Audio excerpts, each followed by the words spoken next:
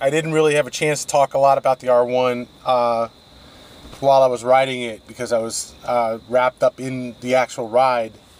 I was really surprised that the R1 sounded a lot like a Panigale in terms of, you can hear it from my demo tape, the sound of the bike. I mean, it was surprisingly two-cylinder sounding. But in general, I thought the R1 was nice once I was in B mode. I liked the throttle response in B mode. I liked the way the power delivery was in B mode. It was much more less aggressive, less of a hit right off idle as soon as you crack the throttle.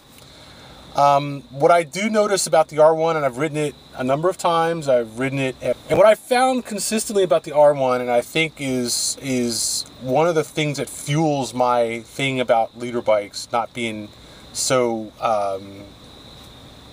overpowering, is that bike tends to have a nice moderate mid-range, and the 2005 one I would say was a very mellow bike up until about 6,000 or 7,000 RPM when it started to actually make some power. I don't think it makes as much power as the Gixxers do. I really don't. The Gixxers consistently impress me more with their power delivery. What I think that they have done with, say, the 2012-13 R1 was they beefed up the off-idle throttle. Same thing with the R1, the FC1. They beefed up the off-idle response to give it more of a impressiveness off idle, but it doesn't like magnify the power of the bike. It just makes it harder to manage off idle. Once you start to actually get into the mid-range, the bike mellows out, and I don't really think it, I never really have taken one up near a red line, so I don't see a whole lot of power coming out of the bike say below 8,000 RPM. Up to 8,000 RPM. I'm not going to race a leader bike 9, 10, 11, 12,000 RPM red line trying to find power in it. I think it's an oxymoron. And one of the things about the fact that I've ridden the R1 so infrequently is that I do see these big differences between the R1s that I've ridden because they are, at least a different year, at least. And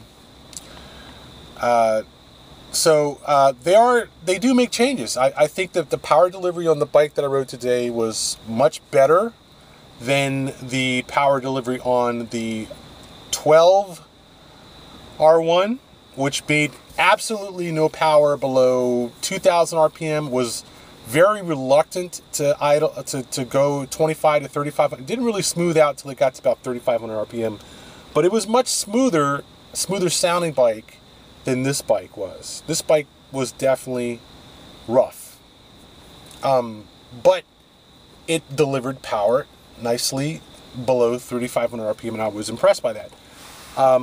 I think the A and B modes, the A and standard modes, the A mode gives you a little bit too much power right off idle, and it's got the same bucking sensitivity problem that the FC09 has, where if you hit a slight bump or depression, a wallow in the road, anything, it causes your hand to rotate the throttle, and just the slightest rotation will cause the bike to surge.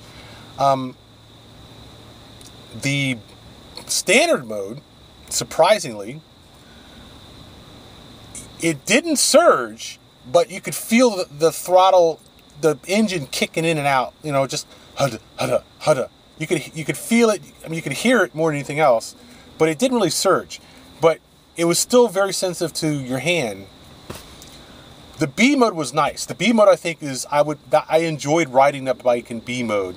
I was starting to actually enjoy it, and it was fun to ride. And one of the things I've noticed about the R1 and the Gixxer 1000 is they tend to be underdamped, oversprung and underdamped, and they can be unsettling to ride because the bike pogos a lot. This bike did not do that. This bike was very calm. I think they smoothed out the rough edges in the older R1s with this one into, I would say older in the sense of the last 5 years. since the chip throttle.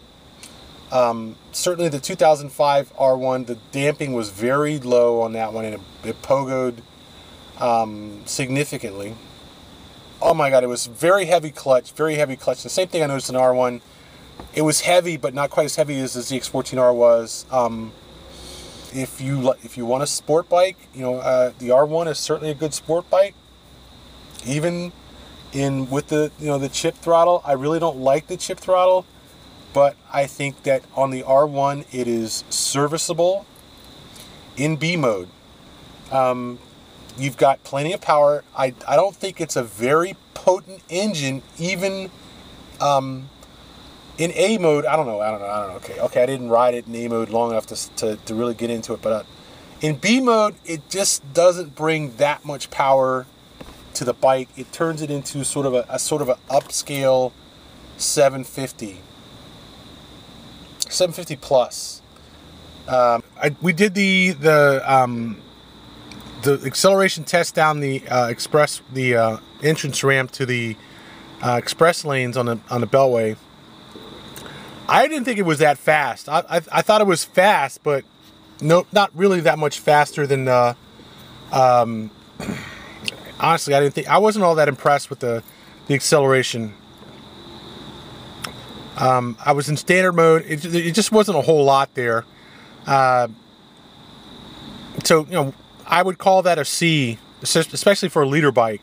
I'd call it a C. And I say this again and again, and I'll say this a million times. Once you start talking about highway speeds, these things are not that fast. It's a question of how fast they are at low speeds, idle off a stoplight. Yeah, the acceleration can be impressive, but once you get up to 50, 60, 70 miles an hour, they don't have that much power. It's not like they're that fast. And that's why I think it's hard to justify a 600 in terms of acceleration, because you can start talking about, oh, they're doing 80 miles an hour or whatever. They are not that fast once you start talking about highway speeds. And especially this R1 I thought was really mellow in the mid-range. I know for a fact, a 14R would just throw the hammer down on this thing, but I think a 14R would throw the hammer down on just about anything. So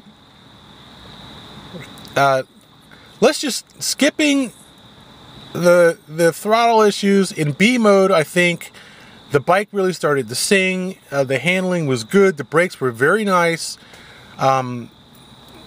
Very impressive brakes. I like the bike overall in B mode very much. I was starting to enjoy the ride at that point. Once I switched it into B mode, from there on I enjoyed riding it, and it's a shame that I didn't do it earlier. I think I'd have been more impressed with that bike. On the other hand, if I'd done that acceleration test in B mode, I may have been even less than I was impressed with it in standard mode. So it's a mixed bag. But I think for a sport bike, the R1 is certainly a decent sport bike. I will not say that it is better than the Gixxer. I think it is very good. There's an issue with the Gixxer that I don't like in terms of the pogoing. That my bike, my 12R, also had, and I had to dial up the rebound damping way up to get rid of it. But once I got rid of it, it handled nicely. It was not, the pogoing at least was not an issue. And with a brand new Gixxer that didn't pogo and a good throttle, I think it would be very nice. Now, as far as the on-ramp test, I thought the bike just lacked any real punch in the mid-range. I didn't take it up to more than about 8,000 or 9,000 RPM. I think I took it to 10 at the limit. And I didn't think it was eating up the distance between the bikes ahead of me and anything like that. I didn't feel like it was going to throw me off the back. It was accelerating, but I wasn't impressed. Let's put it that way. And that was in standard mode. It felt like a fast 750. Probably had more punch than the Gixxer 750, but you know, I wouldn't call it a really impressive acceleration test result there. I just don't think the leader bikes are that fast. I think that they can. I think you have to remember the distinction between a bike that can do 175 miles an hour and a bike that is overpoweringly potent in terms of acceleration. And I think that the chip throttle has been utilized to give the impression of overwhelming power off idle that the bike does not have otherwise once you get out of the low band. And that's what I think the real problem is with these chip throttle bikes. They're really tuned to impress. I think that's the real issue. Once you start rolling, once you start spinning the bike, spinning the engine, you get to mid-range, there's nothing impressive there.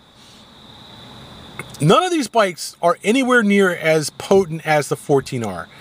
I think the Busa, even the Busa has a lot of power. It is not as potent as the 14. The 14R is the only bike I've ever ridden that I would just be highly reluctant to use the upper part of the power band. It has so much power. Even my 12R has a lot of power, but it's not like I would never take it up towards redline. It is a lot of power, okay? No question about it, but I can use it all. I would use it all. The 14R, I would not use all the power of the 14R. It just has just too much power. It is a ass-kicking engine in that bike, and more power than I would ever use on that bike, like, for sure. But for leader bikes, no, I don't think that a Gixxer 1000 or a R1 or any of these bikes is that fast acceleration wise that I would have a problem. And I'm telling you, once you get up to 65, 75, 85 miles an hour, they are not that fast in terms of acceleration. They will go fast, no question about it, but they are not going to throw you off the back of the bike in acceleration. It's a nice fast ride, but there's a difference between that and like a stomp puller, like, I mean, just a brutal stomp puller like the 14R. Don't get the two confused. They're just not the same. It's just not in the same class as the 14R. Now you might be talking about peak numbers, peak horsepower numbers. 65, 75 foot-pounds of torque compared to a bike that has 92 foot-pounds of torque. No, not in the same class. You really have to keep in mind there's a difference between horsepower and torque. When you are accelerating, you're talking about torque. When you're talking about top speed, you're talking about power. And it might bring the 175 horsepower. It isn't bringing 100 foot-pounds of torque. It just ain't there. You might get 75 out of these bad boys. And there is you will see the difference when you do roll-on tests.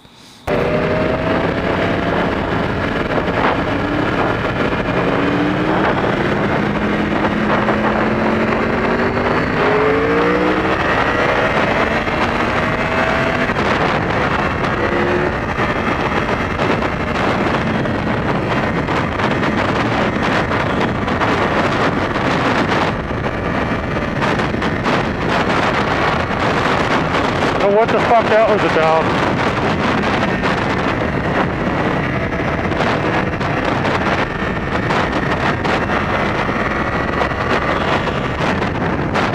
Very long throws on the shift. I just don't want to ride behind all this traffic at 65 fucking miles an hour. I'm sorry. I don't feel comfortable doing it.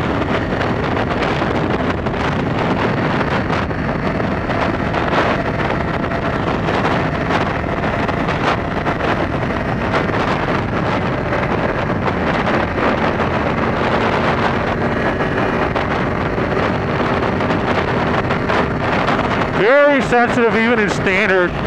Slightest twitch of the hand.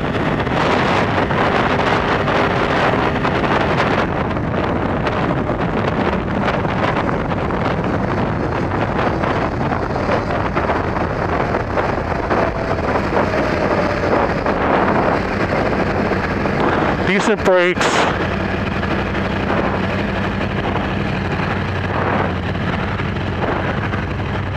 Hey, look! I'm going to ask you one more time. Don't raise your hand, okay? Do you understand me? Are you with the demo?